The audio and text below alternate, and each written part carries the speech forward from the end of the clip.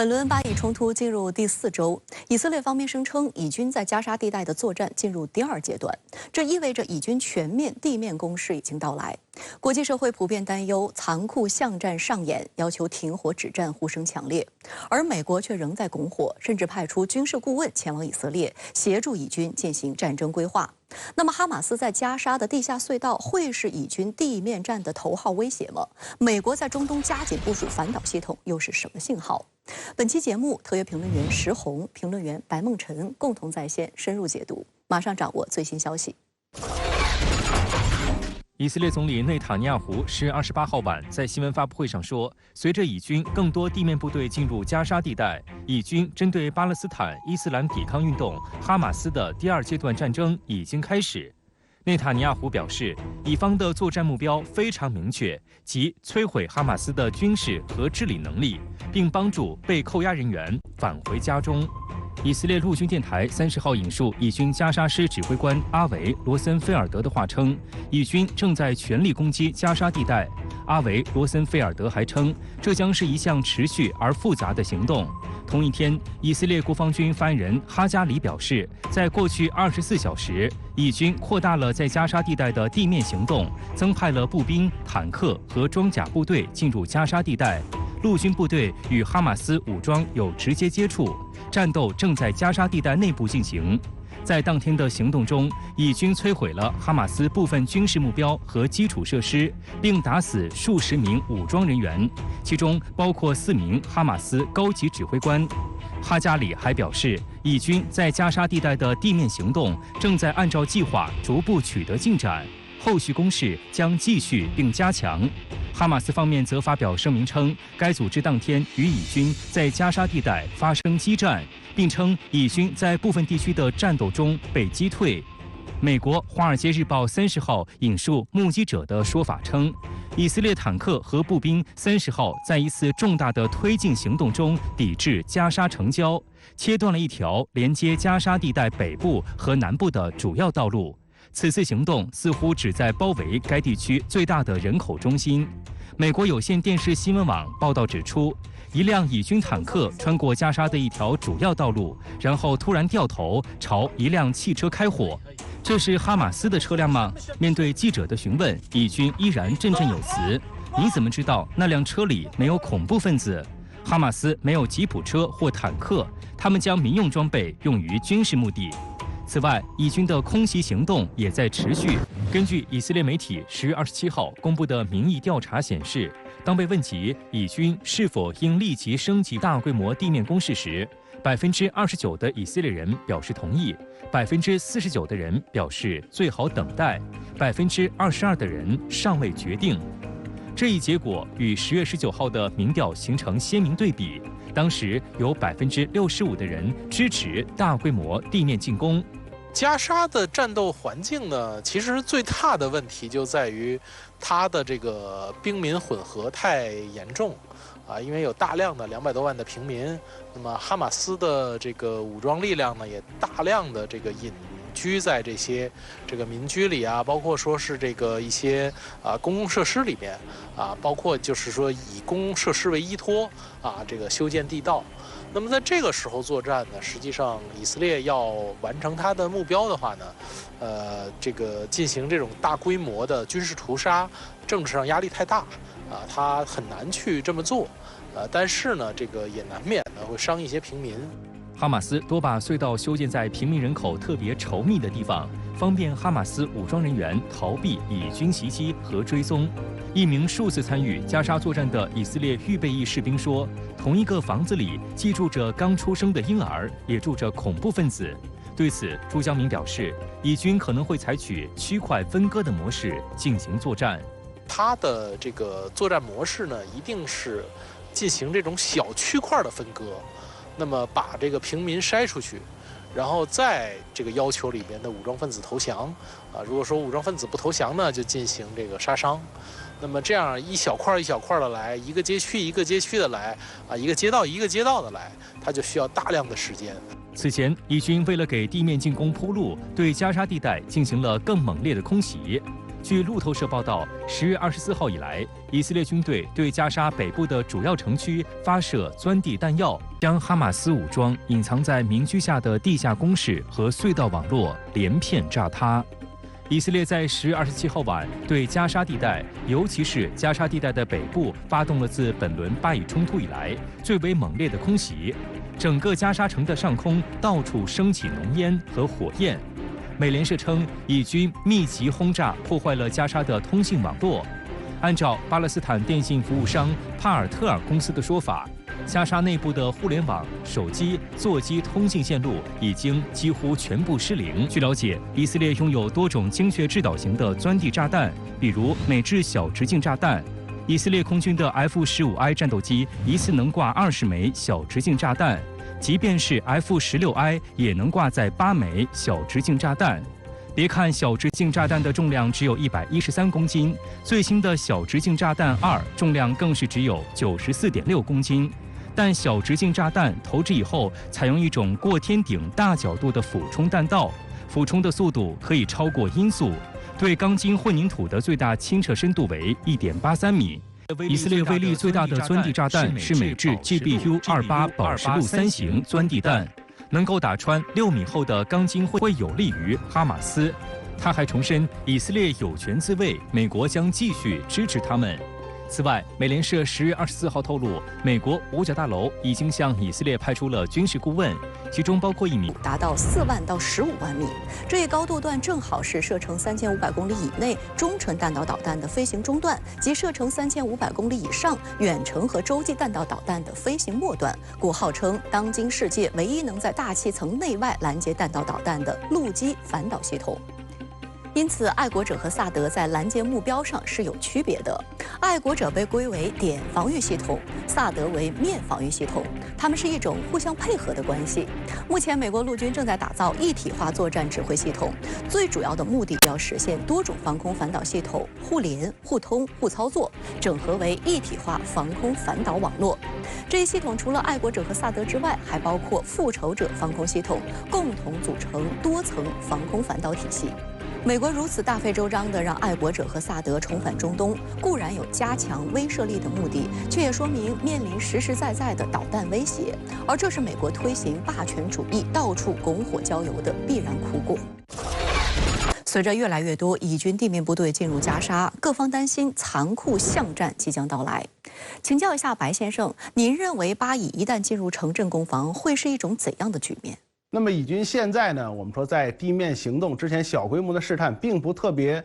出色，或者说结果并不特别让人满意的情况下，贸然把地面行动扩大，那么最终有可能会导致这个巴以双方陷入到一种惨烈的焦灼的这种城市的巷战。那么当然，对于以军来讲，它具备绝对的无论是技术兵器还是这个兵力各方面的优势。但是我们说在城市巷战之中呢，这个凭借各种各样的手段，守方啊，也就是或者说现在哈马斯方面有可能能够发挥自己预先做的准备，包括使用手中技术水平相对比以军比较大差距的装备呢，给以军带来严重的伤亡。更不用说这个过程之中，加沙的民众很有可能会遭受到惨烈的损失。所以我觉得现在无论是从以色列还是之前呢所谓这个无限制支持以色列的西方国家国内的民意，包括整个世界的态度来看，那么各方都希望以色列方面能够尽快的暂停整个加沙的地面行动，这个在这种地面行动扩大化的这个道路上面再踩一脚油门啊。那么这种方式，我觉得最终很有可能给以方、给巴方、给包括我们说国际社会带来一个我们说没办法接受的一个结果。在以色列扩大地面战之前，通过加大规模空袭，不仅打击了哈马斯地下工事，还特别强调摧毁加沙地带的通讯，导致加沙地带与外界的联系基本全部中断。请教一下石先生，这有什么用意？以色列对加沙地带进行狂轰滥炸，而相应的视频和照片呢，传递到了全世界。这样一来的话呢，全世界对以色列的暴行呢，都在不断的进行谴责啊。所以以色列呢，现在就把加沙地带的有线、无线通信和互联网服务全都掐断。以军空袭呢，也很注重呢打击加沙地带的通信设施。那这样一来的话，就使得整个加沙地带变成了信息黑洞所以外界呢就很难了解到加沙地带的真实情况了。那自然呢，以色列所承受的压力呢，就由此呢会减小了。因为呢，加沙地带到底是什么样子，那可不就是以色列方面说了算了。那么第二个原因呢，就是以色列打击加沙地带的通信，包括呢自己主动切断对加沙地带的通讯服务，还有互联网服务。那这样一来的话呢，也就使得加沙地带巴勒斯坦武装呢要想进行协同作战，以及呢不同巴勒斯坦武装派别之间的联合作战，自然呢就变得困难了。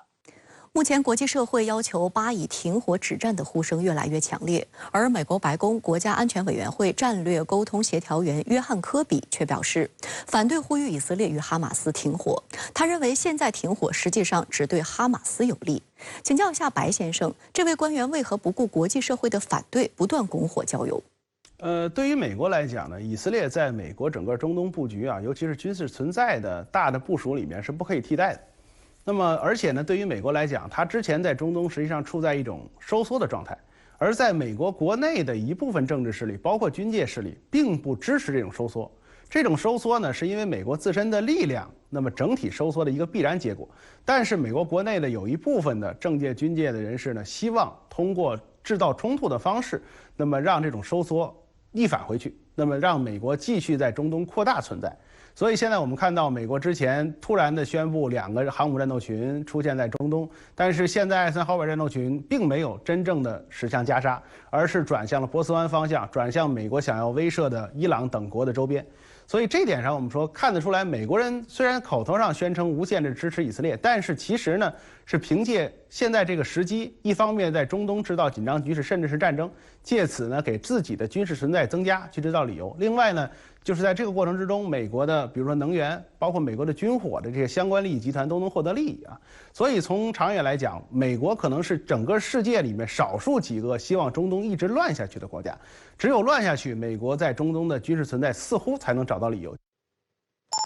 前线战火纷飞，后方角力也日趋激烈。美军10月26号出动2架 F-16战机空袭叙利亚境内的疑似伊朗关联目标。拜登更是发出警告，如果伊朗继续与驻扎在中东的美军作对，美方会回应。但伊朗和叙利亚均否认伊朗在叙利亚驻军，说只有伊朗应叙方邀请派出的军事顾问。那么，美国点名伊朗是否证据确凿？长期以来，伊朗将封锁波斯湾作为其争夺未来战争主动的战略追求。很早就希望将其弹道导弹技术发展成果转化为封锁霍尔木兹海峡的战略优势。为此，其在21世纪初就开始发展反舰型弹道导弹技术。2017年3月，英国媒体报道，伊朗成功试射了名为霍尔木兹2的反舰弹道导弹。这一消息立即引起了西方的广泛关注。2000年以后，伊朗固体火箭推进剂制造技术得以突破，开始大力发展形式多样的固体燃料战役和战术弹道导弹。2011年2月，伊朗军方宣布已经实现反舰弹道导弹波斯湾的批量生产。伊朗官方透露，该导弹射程为300公里。2017年3月，伊朗公布了对霍尔木兹2导弹的试验。从外观和布局上来看，霍尔木兹与波斯湾差别不大，射程也大约为300公里。虽然伊朗至今并未透露霍尔木兹2反舰导弹的详细性能，但我们从公布的照片和相关影像可以对其性能做出大致的判断。霍尔木兹2外形具有战术弹道导弹特征，长径比约为14:1。导弹尾部为4个垂直分布的切尖三角形尾翼，4个尾翼前端纵向各设计了4副三角形空气舵。从这4个舵的设置可以看出，该导弹具有全程飞行控制能力。在那次试验的报道中，伊朗强调了霍尔木兹2打击了海上移动目标，表明具有较高的弹道机动性。在采用弹道机动的情况下，载入速度高达4到5马赫，大幅提高了突防能力。从头部的外形来看，霍尔木兹2导弹采用了双锥体结构，第2节头锥顶部为黑色，很可能采用了碳纤维等有机透波材料。外界认为霍尔木兹2导弹采用了主动雷达制导方式，这使该型导弹打击精度和抗干扰能力更强，搜索范围更广，并具有一定的全天候作战能力。由于射程短，伊朗反舰弹道导弹不必依赖卫星等远程监视手段，利用岸上目标警戒设施即可发现或引导导弹进行攻击，因此并不会受到美国关闭 GPS 导航的限制。按照伊通社的说法，霍尔木兹2导弹的战斗部重量超过650公斤，完全达到了重型反舰导弹的标准。其配备的级数式子母弹头会对任何水面舰艇的甲板以上建筑造成致命毁伤。同时，由于采用了卡车底盘搭载、双联装独立尾部起束方式，具有较好的机动性和隐蔽性，战时很难在短时间内被彻底清除。一旦对手进入海域封闭的波斯湾，必然成为其围猎目标。虽然伊朗的波斯湾和霍尔木兹系列导弹射程有限，但对于封锁波斯湾入口的霍尔木兹海峡意义重大。波斯湾地形狭长，长约990公里，宽38到56公里。东南端霍尔木兹海峡平均宽度只有50公里，最窄处仅为38.9公里。而伊朗在波斯湾的海岸线长达1800多公里，可以说伊朗的弹道导弹、飞航导弹、潜艇、快艇及空射导弹等多种反舰武器在此地。即便是对上战力强大的美国海上力量，也能对其构成强大威胁。有分析认为，以伊朗现有实力，单纯用反舰导弹想要击沉美国航母是不太现实的。但通过集中打击航母舰岛、飞行甲板等关键部位，瘫痪航母战力还是有可能的。这段时间以来，伊朗接连展开多场军事演习。据伊新社报道，伊朗军队27号宣布，在位于中部省份的伊斯法罕举行代号为“力量1402”的大规模军事演习。演习持续2天。从伊朗官方公开的演习画面看，伊朗军队出动了挂装接触衣反应装甲的 T-72S 型主战坦克、BM-21型火箭炮系统、UH-1型通用直升机等。此次演习的目标包括测试新型武器和地面部队的威慑能力。演习最后2个阶段还进行了海岸防御机动、夜间行动和反击演练。值得关注的是，美国在地中海部署的第2个航母战斗群艾森豪威尔号航母战斗群28号进入地中海。伊朗好似针锋相对地宣布将举行大规模演习，动用伊朗陆海空所有军种。如此大规模的演习与德黑兰为最坏情况做准备直接相关。伊朗军队进行这大规模演习，对于美国的航母打击群肯定是一种应对也是一种政治上的表态和宣示。同时呢，对于整个地区的安全局势，对于以色列来说也是一种力量的显示。那么更加是对周边的很多国家的这些武装力量，尤其是跟伊朗比较友好的，能够与伊朗的协同作战的很多武装力量呢，也是一种力量的显示。那么可以达到伊朗的国家意志或者他的这个战略决心。美方长奥斯汀在美军对叙利亚目标进行空中打击后发布声明，明确表示，如果伊朗支持其他人员再对美军发动袭击，美军将毫不犹豫地采取进一步的必要措施。请教一下白先生，这是不是美国在提前为自己在中东展开军事行动找借口？那么现在呢，对于美国来说，它在中东不断地增加军事存在。包括我们说航母战斗群的进出，包括2栖打击群的进出，包括呢很多人认为可能美国的核潜艇也有在周边巡弋。那么这些呢，也许一定程度上会对中东的国家，尤其是阿拉伯国家造成压力。阿拉伯国家可能会在美国的压力之下，你比如说选择一条美国认为比较合适的道路，那么也许呢会对伊朗在中东的整个布局呢造成一定影响，甚至美国方面会不会采用这种特种作战的方式对一些伊朗的目标发起突袭，这都是有可能的。但是总的来讲呢，我觉得这次巴以问题的爆发呢，让周边的国家，尤其是整个世界吧，那么看到了就是美国之前在中东所谓主导的所谓美式和平和美式的这种政治的布局，最终的结果并不是和平，而是一种暂时的休战。但是呢，最终在战乱状态之下，美国仍然在这个区域攫取了他所要的利益。所以呢，大家会更深刻地认识到，美国并不关心中东，包括整个世界的和平。美国需要的是整个世界充满了纷争，这样有利于美国去投送自己的力量，有利于从相关的区域去攫取利益。为了对抗美国，伊朗一直以来都在积极发展导弹力量，已经发展出了多款性能不错的地对地弹道导弹、反舰弹道导弹，还曾多次在波斯湾水域演练击沉美国航母。请教一下石先生，伊朗目前的导弹实力如何？能对中东美军构成怎样的威胁？伊朗过去这么多年，把军备发展的重点就是放在导弹方面，特别是弹道导弹方面。所以呢，伊朗的弹道导弹技术这些年取得了长足的进步啊。伊朗现在不光是拥有近程弹道导弹，而且还有中程弹道导弹，衍生出来的就是反舰弹道导弹。也就是说，伊朗在导弹领域方面现在种类齐全，数量也是非常之大。在性能方面，伊朗的导弹也不落后。只要是在伊朗周边，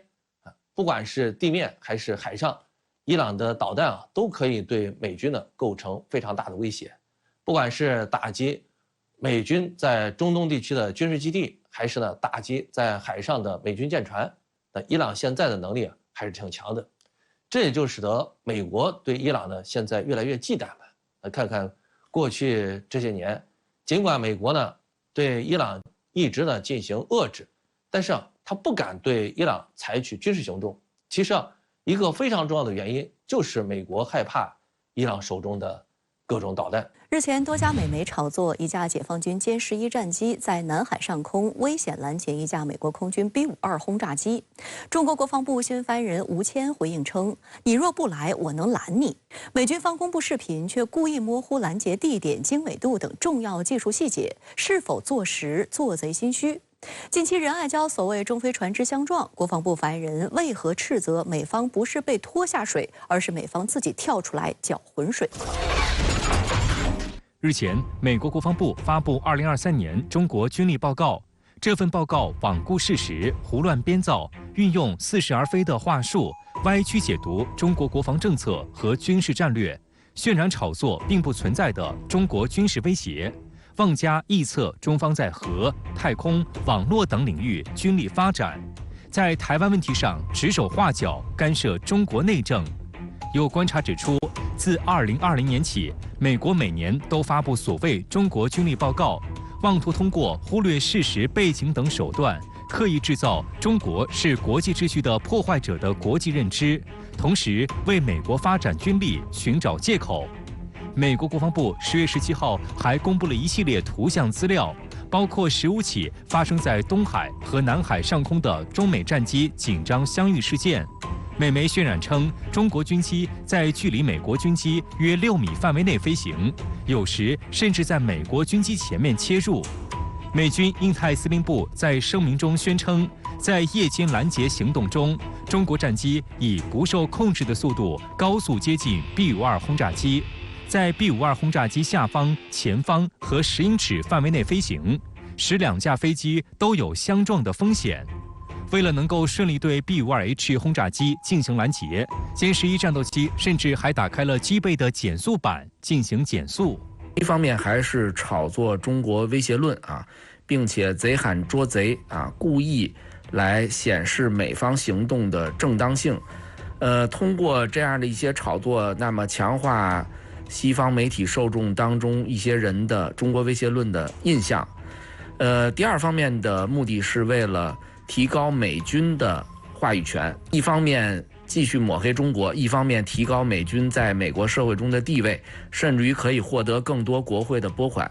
就在美军再次炒作中国军队危险拦截同日，中国国防部召开例行记者会，国防部新闻局局长，甚至于这种抵近侦察已经成为他驻各地美军一个日常的例行任务啊，所以他不可能撤销，那么其他国家为了维护自己的主权安全利益，也就必然会做出相应的反应。所以整个事情的始作俑者还是美国自身，而美国为了刻意的贼喊捉贼，把整个的原因和责任推到中国身上，来不断的释放相关的信息，来混淆视听。10月26号，美国里根号航母打击群经过巴士海峡，再次进入南海海域。值得指出的是，里根号航母这次又在玩弄回马枪伎俩，在重返之前仅离开南海不到4天的时间。同一天，美国空军的2架 B-52H 战略轰炸机也从所谓第2岛链的关岛起飞，在飞越苏拉威西海、苏禄海后，从菲律宾巴拉望岛以南空域进入了南海空域。有分析指出，美军最近几年经常会派出战略轰炸机前往西太平洋空域，并且进行过多次对海、对地演习。这次前往南海的2架 B-52H 极有可能会针对南海岛礁、海上目标等进行模拟攻击演练。有分析认为，美海军航母再次闯入南海，与菲律宾在南海的挑衅也有直接的关系。从8月份以来，菲律宾接连在南海发起挑衅。10月22号，菲方挑衅行动进一步升级。菲律宾2艘民用船和2艘海警船未经中国政府允许，擅自闯入中国南沙群岛仁爱礁邻近海域，且不顾中国海警船警告，执意冲闯仁爱礁西湖，并以危险方式碰撞现场执法的中国海警船和正常作业的中国渔船。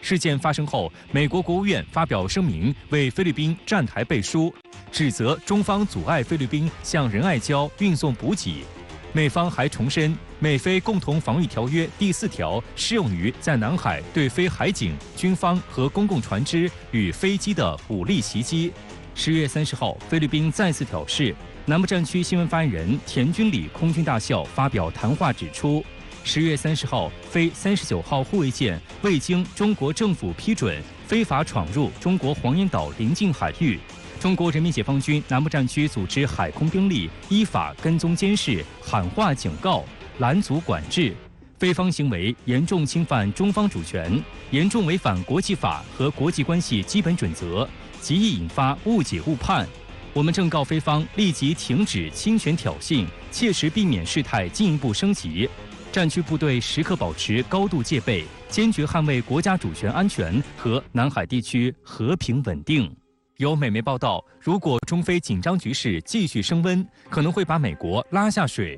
国防部新闻局局长、国防部新闻发言人吴谦大校在记者会上回应指出，我认为不是美方被拖下水的问题，而是他自己跳出来搅浑水的问题。我们敦促美方停止插手干涉南海事务，停止拱火滋事，停止破坏南海地区的和平与稳定。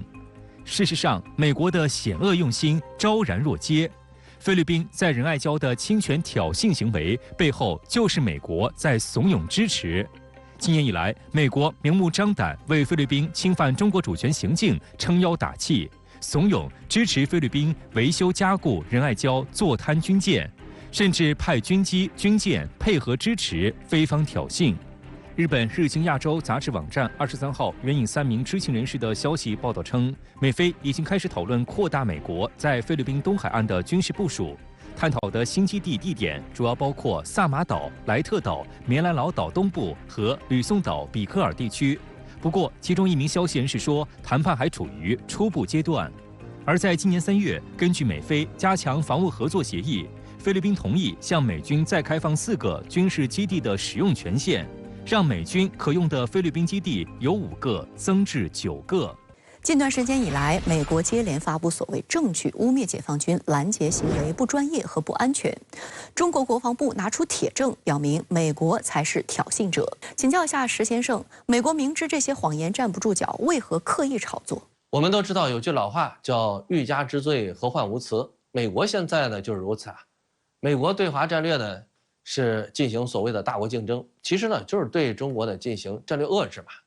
那这样一来的话，我们就能够看到，最近这几年，美国对华呢是不断的进行各种的打压和遏制，啊，看看在军事领域呢，美国是向西太平洋方向，甚至向整个印太地区呢部署越来越多的海空兵力啊，以及呢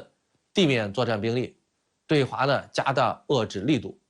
那在战略方面啊，美国除了自己呢对华加紧进行遏制和打压，还组建遏制打压中国的同盟。所以啊，这样一来的话呢，其实我们就能够发现，真相对美国来说不重要。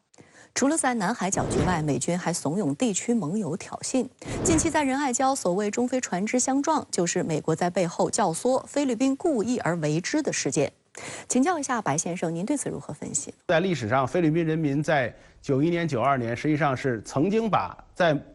自己土地上的美国基地赶出去了。但是现在一部分菲律宾的政界、军界，包括这个媒体界的人士呢，认为基于他们个人的一些所谓政治上的需求，他们试图把美国引进来，试图呢在所谓的这个中美博弈的大背景之下去攫取自己的利益。但是这种为了自己个人的私利去牺牲菲律宾整个国家利益，甚至是地区和平和稳定的行为，我相信最终不会得到菲律宾人民和这个区域的所有爱好和平人民的支持。而对于菲律宾来讲，现在美国方面在菲律宾越来越多的增加这种军事存在，包括建设军事基地，可能在短时间内会让菲律宾的一部分人获得经济和其他方面的利益。但是长远来讲，美国基地对周边的安全一定是负面的影响，对周边民众的福祉一定带来不良的结果。那么这点上，我们从驻日美军、驻韩美军和欧洲的美军的基地的这种行径上，早都已经看清清楚楚了。所以对于菲律宾来讲，现在到底是应该选择一条什么样的道路？